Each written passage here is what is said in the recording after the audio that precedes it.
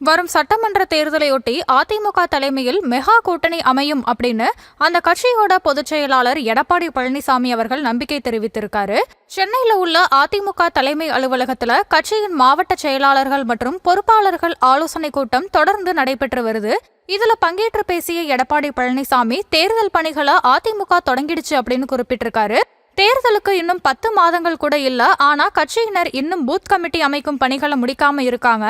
தாங்கள் அனைவரும் அதில் பழுத்த அனுபவம் பெற்றவர்கள். இனியும் தாமதிக்காமல் அடுத்த 15 நாட்களில் பூத் கமிட்டி பணிகளை முடித்திருக்க வேண்டும். அதன் பிறகு பூத் கமிட்டி உறுப்பினர்களுக்கு பயிற்சி அளிக்கப்படும். அவர்கள்தான் மக்களை போய் சந்திக்க போகிறார்கள் அப்படின்னு எடப்பாடி பழனிசாமி பேசினாரு.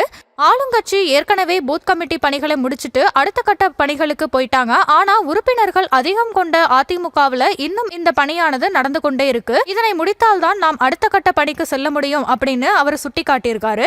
திமுகவுக்கு தமிழகம் முழுவதும் கடும் எதிர்ப்பாலை வீசுது அப்படிங்கிறது அனைவரும் அறிந்த ஒண்ணுதான். நாம அதனை நமக்கு சாதகமா பயன்படுத்தி கொள்ளணும் அப்படின்னு சொல்லியிருக்காரு. பல்வேறு கட்சிகளோட கூட்டணி பேச்சுவார்த்தை நடைபெற்று வரதாகவும் அதிமுக தலைமையில் மெகா கூட்டணி அமைவது உறுதி அப்படின்னும் இந்த முறை வெற்றி இலக்கு தப்பாது அப்படின்னு பேசிய எடப்பாடி பழனிசாமி அனைவரும் மகிழ்ச்சியோடு தேர்தல் பணியாற்றுங்கள் அப்படின்னு சொல்லியிருக்காரு.